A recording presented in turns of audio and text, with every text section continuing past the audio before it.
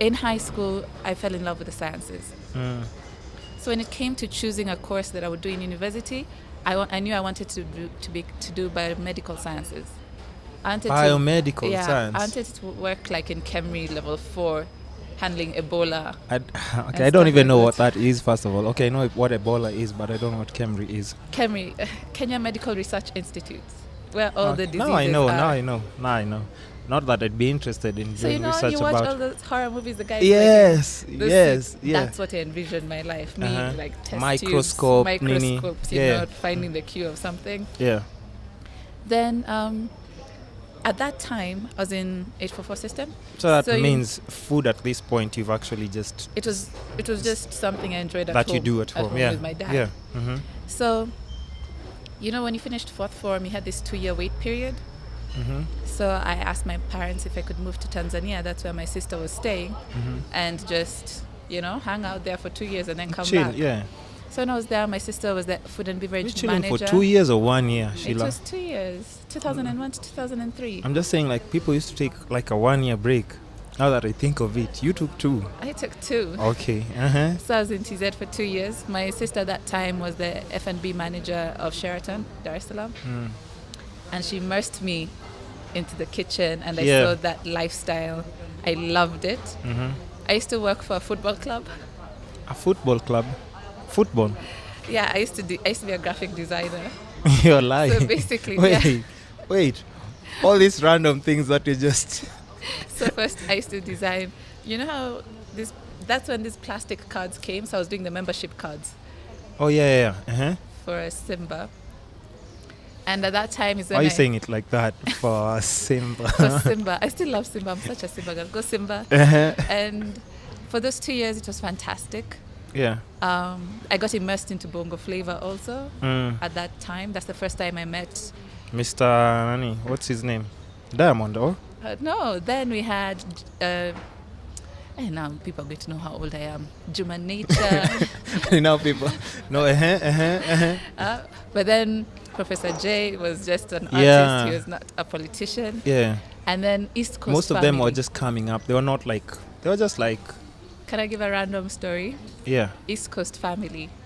I'm there. I used to have this like small shack office. Yeah. And these guys come in and they have all this swag and they're like, we're East Coast family. We want a logo. And I'm like, sure. So we're designing. East Coast family, let me make you laugh. Yeah. Was AY, Monefe, Crazy GK, and some other guys. And that's how I met them. Oh, yeah. At that time, I'm just a Kenyan girl who doesn't know who these people are. Like, wait, do you still talk? Moving on.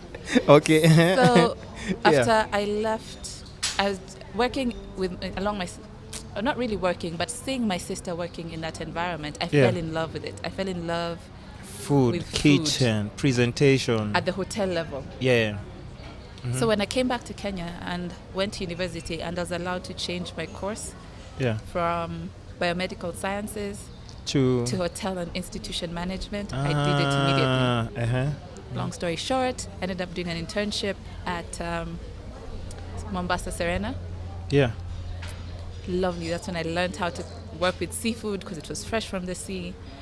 And then all these stories like now make sense because when somebody sees like your Instagram, like at times I'm like, who makes food like this at home? I love it. Possibly. I really like it's just in me. I love it. That's why I'm just saying, like, you have like a boyfriend, somebody that you're with, someone you're dating. I can fatten up.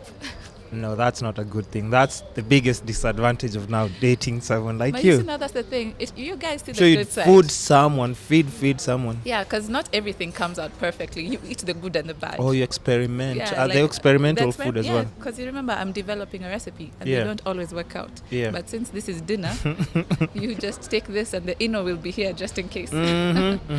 But so now... My manager at the hotel told me, Sheila, don't stay in the hotel industry. It will kill your spirit. Oh. Because ideally, you're not supposed to be talking to the guests all the time. Sheila was always yapping, talking to guests all the time. And then that's when MTV VJ came through.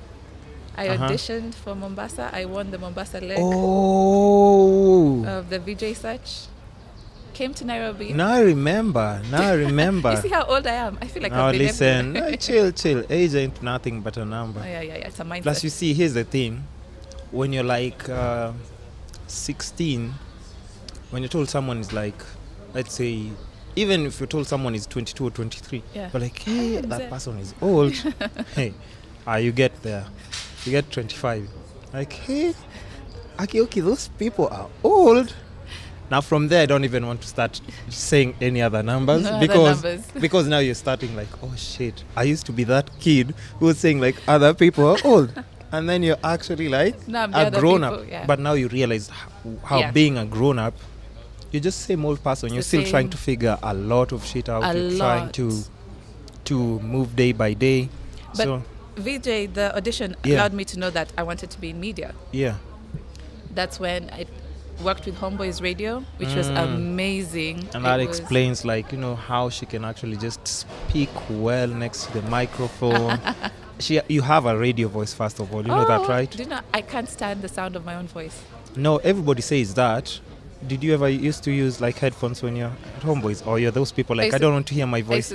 Just to make sure that I wasn't shouting or distorting. Yeah. But I wasn't actually listening to myself. But everybody that I shoot with nowadays, they're like, oh, I don't like how I sound bad.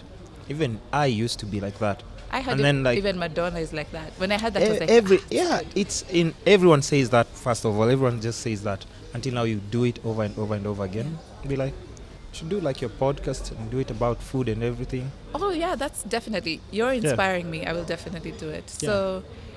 Real quick, I'm going to go real fly. After radio, I worked in print, in industrial area. Offset printing. Wait. From offset How do you printing. move from like radio and then now to... Because here's the thing. All these things you're talking about, it's things that you're passionate about, right? So you can't just be passionate about all these things and then you just keep either quitting or... When you go what happened for you to leave radio? When you go into certain things, you realize... Like, for example, my fight with radio is I love radio. Yeah. But I love my privacy. Mm-hmm. And at that time, there was an interest in presenters that was... So you wake up and you've been quoted in the newspaper saying something that... And you've never even... And it was messing up. Start now defending yourself. It's just like too... It became too much, and then I just had a baby. So I was really enjoying my privacy, and you don't not want allowing me to have that. Yeah. So I decided to try something new, and took my skills, my interpersonal skills, to now do sales and marketing for an offset printer. That's just in an industrial area. A big shift.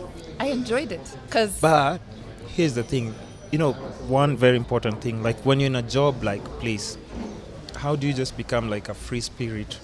And if you don't like something, you just switch. Because the one difficult thing that people have right now is like if you get a job, a lot of people who do like an 8 to 5, they're going there because of that security. Mm-hmm. But you just wake up one day, you're doing this. The next time you wake up like, this one, okay, me, I want privacy. You move. But what assurity do you have? Like, you know, I'm good. My family asked me the same thing. Yeah. My brother actually asked me, I think over Christmas, how do you just get up and go? Yeah. For me, peace of mind above everything else. Everything. Above everything. Mental well-being. Peace of mind. So, and especially when it comes to work, it's very easy to walk away. At least for me, that's how it's been. If you have a rich boyfriend? No, not necessarily. There have been hard times. Mm-hmm. There have been very hard times. You scale down.